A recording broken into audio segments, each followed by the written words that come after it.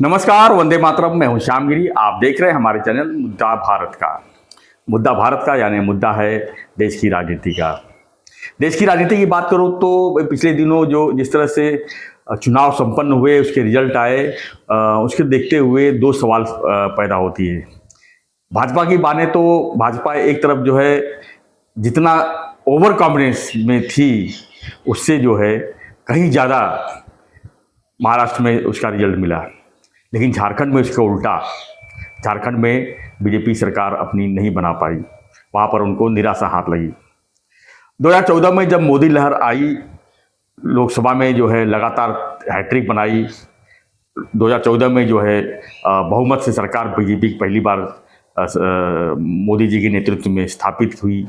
उसी समय झारखंड का भी चुनाव था और महाराष्ट्र का था, और महाराष्ट्र और झारखंड में लोगों ने बीजेपी को खूब मतदान किया और दोनों जगह बीजेपी की सत्ता आई। लेकिन धीरे धीरे जो है महाराष्ट्र में तो लगातार सत्ता बनी हुई है बीजेपी की। हालांकि 2019 की बात करें तो उद्धव ठाकरे की वजह से महाराष्ट्र में बीजेपी जो है थोड़ा बैकफुट चली गई थी और सरकार नहीं बना पाई। लेकिन उसका खामियाजा उद्धव ठाकरे को भुगतना पड़ा। 2 साल में ही, 2.5 साल में सरकार गिर गई और फिर से बीजेपी और शिवसेना की सरकार बनी। और उसका रिजल्ट जो है 2024 पे देख रहे हैं, आपकी एक तरफा जीत जो है बीजेपी के पल्ले में पड़ी है और उसके सहयोगी पार्टियों के साथ में। लेकिन झारखंड में इसके उल्टा जो है इंडिया गठबंधन ने बाजी मारी है। महाराष्ट्र में ईवीएम को लेकर शोर शराबा हो रहा है, लेकिन झारखंड के बारे में कोई नहीं कह रहा है कि वहाँ पर बीजेपी क्यों नहीं जीत पाई। चुनाव होता है, हर पार्टियां अपना प्रयास करती है, सभी पार्टियां चाहती है कि वहाँ पर उनकी सत्ता स्थापित हो। हालांकि महाराष्ट्र जो है काफ़ी चर्चा में रहा, क्योंकि एक आर्थिक राजधानी है और यहाँ का राजनीति जो है पूरे देश में नहीं तो पूरे वर्ल्ड में जो है देखने को मिला है। लोगों को काफ़ी इंटरेस्ट था कि महाराष्ट्र में क्या होगा, क्योंकि यहाँ पर एक असली शिवसेना, एक नकली शिवसेना और एक नकली राष्ट्रवादी कांग्रेस पार्टी, एक असली राष्ट्रवादी पार्टी की लड़ाई थी कि कौन किसका ये पार्टी है, किसका चिन्ह है। इसको लेकर काफ़ी लड़ाई थी। लोगों ने चुनाव के माध्यम से बता दिया कि असली कौन है, नकली कौन है। आज उद्धव ठाकरे देखा जाए तो बैकफुट में बैठे हुए हैं, ईवीएम को चिल्ला रहे हो, कोस रहे हैं, क्योंकि महाराष्ट्र उनके हाथ से चली गई है। शिवसेना यानी उद्धव जी की अगर बात करें तो ऐसी दुर्गति कभी नहीं हुई थी। और यही हाल झारखंड में बीजेपी की हुई है। बीजेपी जो है लगातार दूसरी बार जो है वहाँ सत्ता बनाने में फेल हुई है। 2014 में सत्ता स्थापित करने के बाद झारखंड में ऐसा क्या हुआ कि वहाँ पर बीजेपी फेल हो रही है।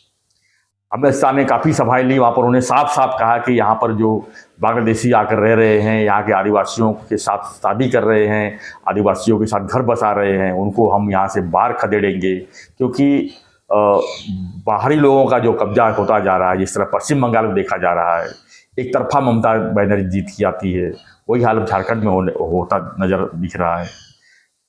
अमित शाह बार बार कहते हैं एनआरसी लाएंगे, बाहरी लोगों को खदेड़ेंगे, लेकिन उसके उलट जो है स्थानीय राजनेता जो है अपनी वोट बैंक की खातिर इनके साथ बराबर तालमेल बैठाए हुए रहते हैं और एनआरसी लाने के लिए कहीं ना कहीं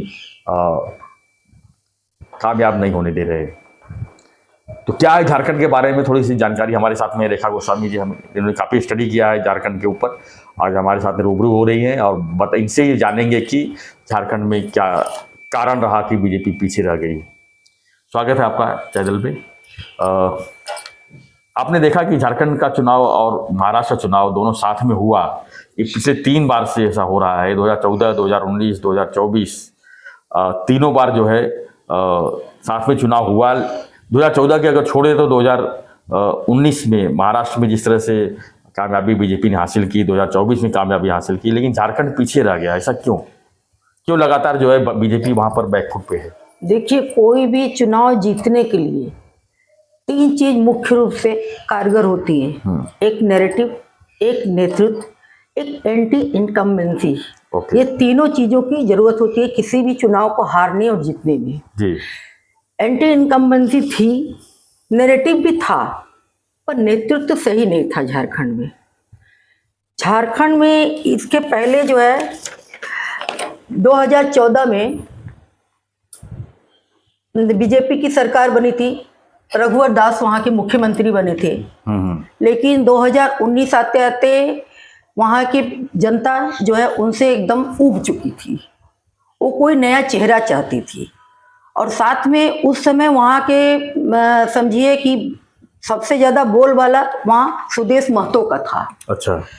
जो कि वहाँ के आदिवासी बोले कुर्मी समाज के नेता हैं, एक बड़े चेहरे थे।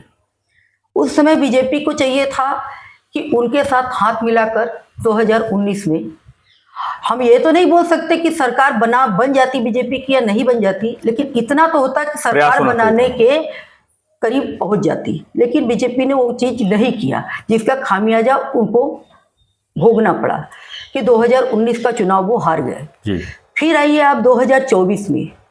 2024 में जो है जब लोकसभा चुनाव आया तो उस समय ही बीजेपी को वहां पे एक नया चेहरा उभर के आया, जयराम महतो। जयराम महतो वो भी कुर्मी समाज के ही हैं। अभी आप इस विधानसभा चुनाव में देखिए तो जयराम महतो की इतनी बड़ी भूमिका है कि 3,400 से लेकर 48,000 वोट तक उन्होंने अपने खाते में लिखवाया है। 17 विधानसभा सीटों पे उन्होंने अकेले जीत 17 विधायक हासिल करवाई है। ये अलग बात है कि वो जीत के भी हार गए, हार के भी जीत गए, कम से कम उन्होंने ये दर्ज करा दिया कि उनकी वहाँ चलती है।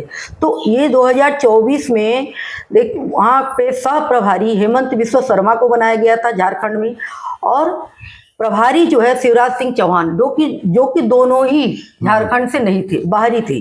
शिवराज सिंह चौहान तो मध्य प्रदेश, हाँ मध्य प्रदेश के थे। हेमंत बिस्वा शर्मा जो है वो असम के मुख्यमंत्री है।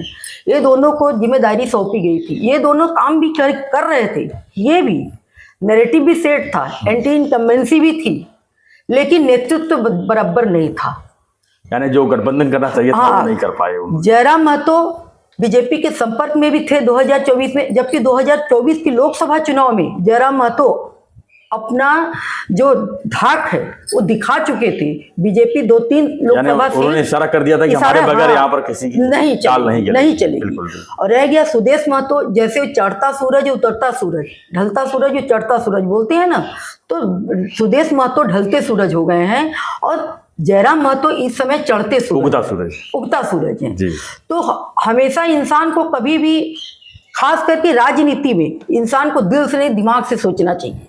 अगर बीजेपी दिमाग से सोचती, नैरेटिव उसके पास था, एंटी इनकम्बेंसी सरकार के खिलाफ थी, लोग उसके खिलाफ थे, लोग सरकार के खिलाफ थे, लोग बीजेपी के फेवर में थे, लेकिन नेतृत्व सही नहीं था। अब पता नहीं जयराम महतो के बारे में ऊपर बड़े नेताओं को जो गलत रिपोर्टिंग दिए हो, या लोग नहीं समझा पाए हो, या क्या बात है। नैरेटिव इतना अच्छा था, घुसपैठ का नैरेटिव था, बटेंगे तो कटेंगे, ये नैरेटिव था। बिल्कुल वही चीज महाराष्ट्र में कामयाब हुआ, हरियाणा में कामयाब हुआ, लेकिन झारखंड में फेल हो गया, क्योंकि झारखंड में नेतृत्व फेल हुआ है। डिसीजन सही नहीं, जब जिसके साथ हमको हाथ मिलानी चाहिए। लेकिन एक चीज वहां पर और देखने को मिला, वो आदिवासी इलाका माना जाता है झारखंड, हालांकि बिहार का पार्ट है, लेकिन वहां पर जिस तरह से बांग्लादेशियों का जो वहां पर हुजूम लगा हुआ है, कहीं ना कहीं ऐसा नहीं लगता है कि झारखंड जो है पश्चिम बंगाल के राह पे चल रहा है? वहाँ पर आने वाले दिन में जो है ये बांग्लादेशियों की इतनी संख्या हो जाएगी कि वही लोग डिसाइड करेंगे यहाँ सरकार किसकी बनेगी। सीधी सी बात है, बीजेपी की दाल तो गलेगी नहीं आने वाले दिन में। जैसे आज पश्चिम बंगाल में नहीं गल रही है, वैसे कल झारखंड को बना के रखने वाले हैं ये लोग। बिल्कुल।